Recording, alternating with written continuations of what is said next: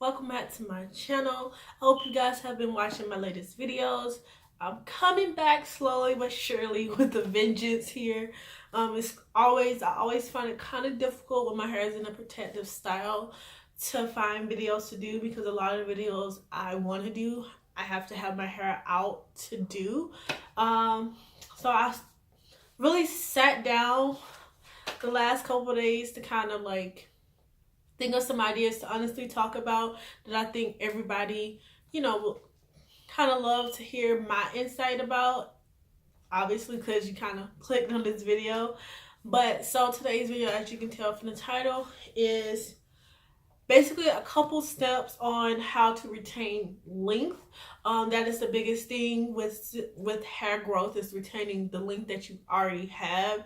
That way you can see that your hair is growing. So if you're not doing any of these things and you feel like your hair is always the same length, it's never growing, then maybe you should implement some of these different steps in your hair routine to kind of make it, retain that length, so you can be like, my hair is waist length, can't you tell, type stuff or whatever. So I went through a couple steps that I thought of that kind of helped me to start, retaining length and just taking care of my natural hair, so I can see that progression, that growth. Especially when I do a lot of bleaching and dyeing my hair. As you guys know, I do like hair color, so right now I'm trying to stay away from it, but that's just me. So the first thing that I thought was a good little step to do when trying to retain length is creating a hair regimen. When I mean creating a hair regimen, is using products that you know are good for your hair and helping to make sure that your hair is at its utmost healthiest. I think that's what I want to say. Utmost, like the most healthy it can be, the optimum health level. I don't know, something like that.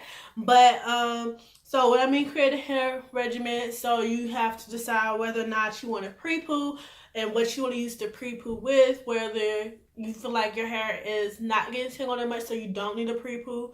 So, but it all depends on the cleanser you use. So if you're using a pre-poo, you have to decide if you want to use an oil pre-poo, a conditioner, or just like a already made to go pre-poo, whether it's DIY or you just buy a pre-poo. I have plenty of things that I use to pre-poo, whether it's just water to pre-poo, conditioner. I have the African Pride pre-poo. Like, it just all depends on your preference and what you want to do.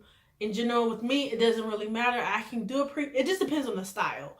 If I have a really if I wear my hair out in the fro for days and days on end and then wear a puff for days and days, I need to pre-poo because my hair is going to be extremely tangled because it was in this curly state. Same with the wash and go. I need to pre-poo. On time I don't really, it's like with the twist out or something like that, or coming out of protective style. Next up, you need to figure out if you want a shampoo, a co-wash, a clay cleanser, clay wash. Yeah, that stuff. So all the difference, and you have to choose what kind of shampoo you want. When you use shampoo with or without sulfates, or a co-wash, or a clay mask. So I don't use co-wash. I used to try to co-wash. It does not do anything for my hair. It just feels like I'm putting more product on top of product. My hair doesn't feel any better. Like, my styles don't come out my styles come out worse because my hair isn't cleansed. There's still product on there and product on my scalp. So I have to use some form of a cleanser. I typically don't care if it is sulfate or no sulfate because I personally cannot tell the difference. I feel like my hair is stripped at the end of the day regardless of they're saying there's no sulfates versus sulfates.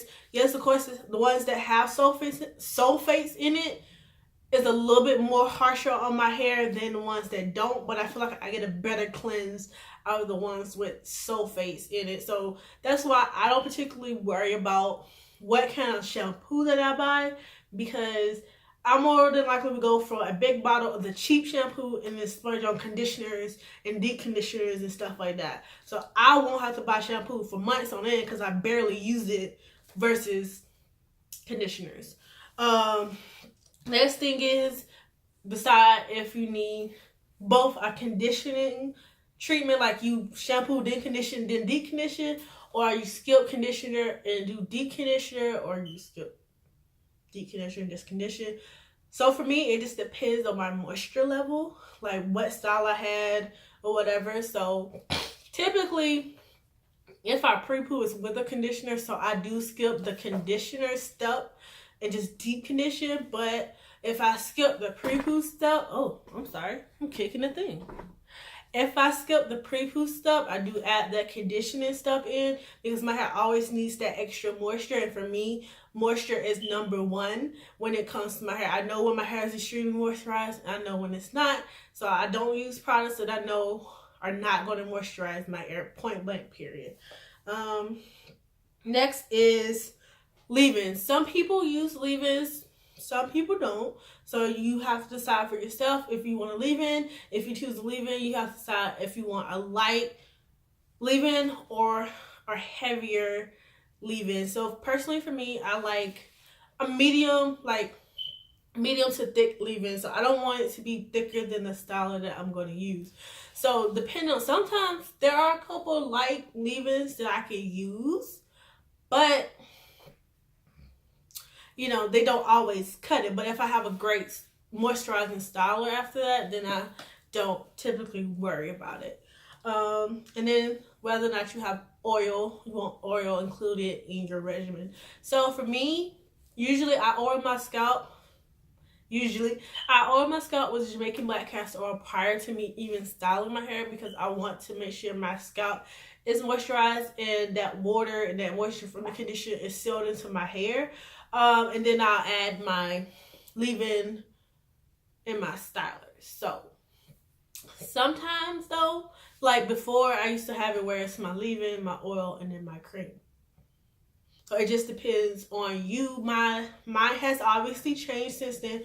I don't really do the lock method like that anymore. I just do what's best for my hair. So yes.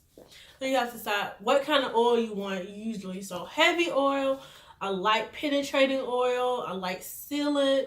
It's just all up to you. And my preferences change with like the season. Like during the summertime, I'm not finna use Jamaican black castor oil. That is just too much for my hair. But during the wintertime, I feel like it's absolutely necessary because of the cold, dry temperatures. And then your styler. So what you choose to style your hair with, usually for your most go-to style, whether it's a cream, custard, or gel. My hair personally does not like custards. I feel like they make my hair feel extremely greasy and extremely oily. Like I just put a whole bunch of hair grease on my head. That's just personally how I feel. Creams and gels, it can go either way depending on what style I use.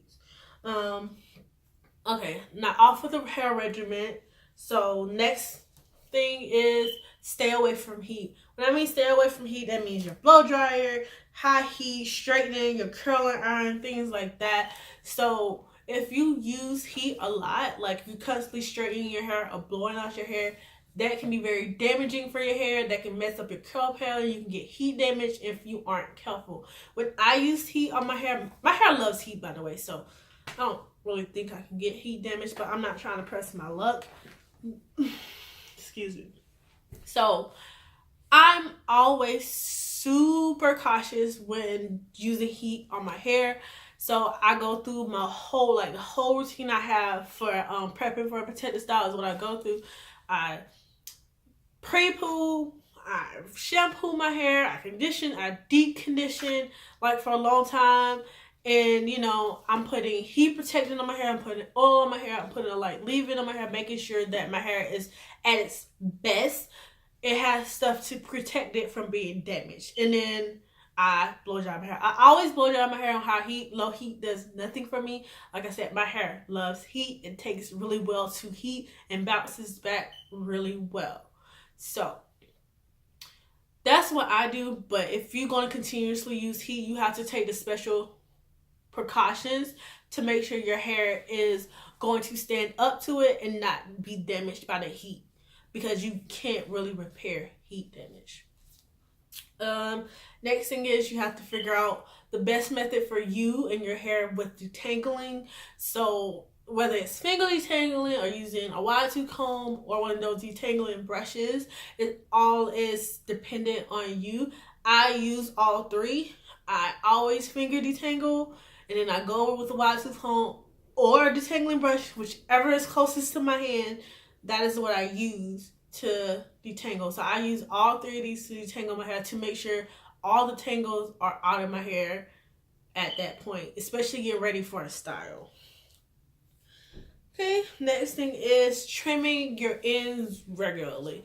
I know it's a big thing with trimming your hair. I used to hate trimming my hair, but when I feel my hair and the style is not coming out like I want to, the ends are straggling, looking crazy, and just I'm getting frizz everywhere, it's time to cut it off. Like, if you got a whole bunch of single strand knots, a whole bunch of split ends, just cut it.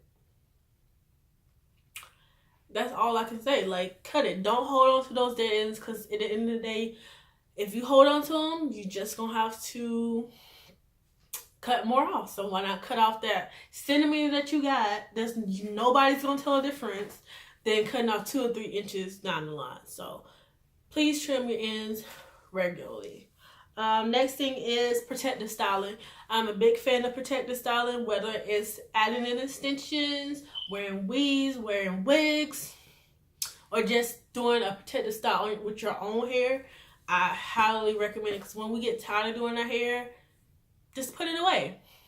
If you're tired of, every time I get tired of doing my hair, I put it away, because that means I'm not going to take care of it the way it's supposed to do if I'm tired of doing it. So that's usually why I have a protective styling, or why I have mini twists in, because I'm tired of doing my hair and I want a break.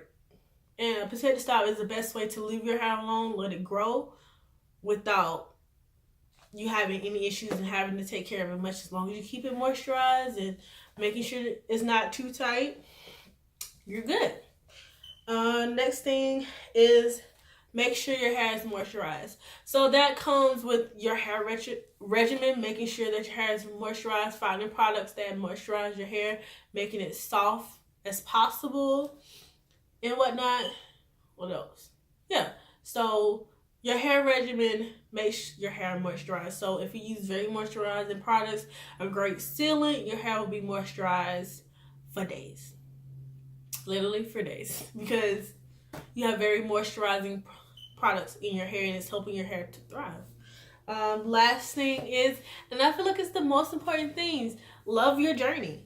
Like, love your natural hair journey, whatever stage you in it. Like, love it, because as long as you loving that journey, you're loving your hair, you're loving taking care of it, you're loving doing the steps necessary for you and your hair to thrive. And that's what I have to do. That's why I continue doing. I love my hair. When my hair comes out like super cute, you can't tell me nothing. You can't. You really can't. So, and I feel like everybody should love their hair journey, no matter the stage. That goes for me. Like, I don't like my hair in the short stage, but I have to love it while it's in there to make sure I get to the next stage.